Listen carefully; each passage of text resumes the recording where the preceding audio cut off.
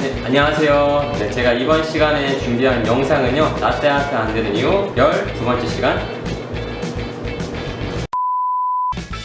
네, 안녕하세요. 네, 제가 이번 시간에 준비한 영상은요, 라떼아트 안 되는 이유 12번째 시간, 로제타 경기도 김포시 편입니다. 네, 이번에는 경기도 김포시에서 직접 여기로 내려오셔서 교육을 받으셨습니다. 로제타를 그리면서 로제타 피드백을 받으셨는데요. 그 내용을 같이 한번 살펴보겠습니다. 같이 보러 가실까요? 자, 한번 보겠습니다. 툭, 안정화. 네, 안정화 좋죠? 자, 푸어링. 흔들. 조금 빨라요. 마무리. 살짝 아쉽네요. 느린 화면으로 좀 더 자세하게 살펴보겠습니다. 네, 아까 안정화는 좋았었죠? 안정화. 안정화 좋아요. 푸어링 시작합니다. 첫 번째 문제가 여기서 나옵니다. 바로 여기. 문제점이 무엇일까요? 영상을 보시면 잔의 중간 부분에 첫타가 떨어졌습니다. 자, 낙차는 잔의 표면 위로만 존재하는 것이 아니라 표면 아래로도 낙차가 존재합니다. 낙차가 깊은 만큼 유속이 생기려면 더 많은 유량이 필요하겠죠. 그렇기 때문에 첫타의 위치도 어디에 부어주냐가 굉장히 중요합니다. 영상을 보시면 아시겠지만 그림이 밀리지 않고 유속이 생기지 않아서 앞에 계속 쌓이게 됩니다. 계속 영상을 보겠습니다. 자, 핸들링 흔들.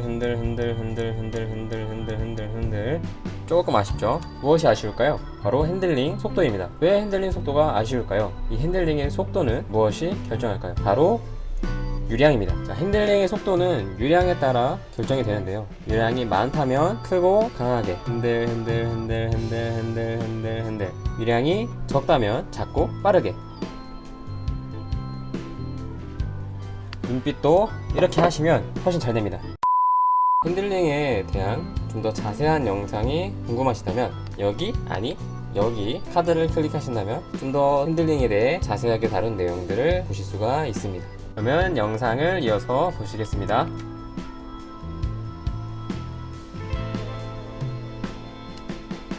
자, 여기서 문제점은 무엇이었을까요? 바로 마무리할 때 높이입니다. 마무리하실 때 너무 낮게 하면 가운데에 하얀색 거품으로 그림이 그려질 수가 있어요. 적당히 높은 데서 지나가 주어야 좀 더 완성도 높은 그림을 그리실 수가 있습니다. 기억하세요. 마무리는 높게. 자, 그럼 바로 두 번째 영상을 보겠습니다. 자, 안정화 좋죠? 오, 흔들. 마무리. 이번에도 살짝 아쉽죠? 네, 마무리는 이전보다 조금 나아졌지만 아직 첫 타의 위치와 핸들링의 속도가 살짝 아쉽습니다. 네, 제가 여기에다가 한 가지 피드백을 더 추가해 드렸는데요. 그 피드백이 어떤 것이었을지 생각해 보시면서 다음 영상을 같이 보겠습니다. 네, 안정화 좋죠? 그리고 바로 푸어링.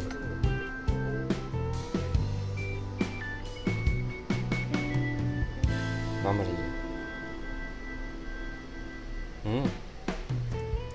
어떠신가요? 이 전보다 조금 더 완성도 높은 로제타의 모양이 나왔습니다. 이 전 영상들과 이전 했던 로제타들과 무엇이 달랐을까요? 바로 첫 타입니다. 과연 첫 타에 어떤 차이점이 있었는지 이전 영상들과 비교해서 확인해 보겠습니다.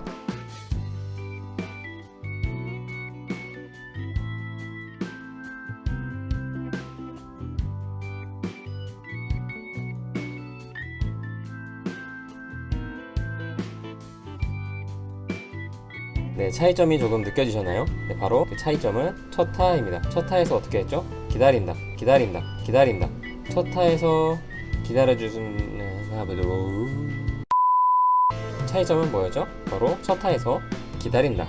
이 첫 타에서 왜 기다려주는 것이 그림에 영향을 주는 것일까요? 바로 유량과 연관이 있습니다. 이 첫 타를 기다려주는 것이 유량을 일정하게 흘려보내고 있는지 확인하고 핸들링하기 위함인 것입니다. 이 핸들링도 유량이 굉장히 중요한데요. 왜냐하면 일정하게 핸들링을 해주기 위해선 일정한 힘으로 흔들어야 하기 때문에 그 일정한 힘으로 흔들리는 그 우유 줄기도 일정한 양으로 나가야 하겠죠. 그렇기 때문에 일정한 유량이 중요하고, 때문에 일정한 유량으로 흘려보내고 있는지 확인하고 핸들링 해주시는 것이 그림을 그리시는 데 더 도움이 됩니다. 제가 준비한 영상은 여기까지입니다. 영상이 도움이 되셨나요? 오늘 배웠던 내용은 일정한 유량을 기반으로 한 핸들링이 중요하다는 것이었습니다.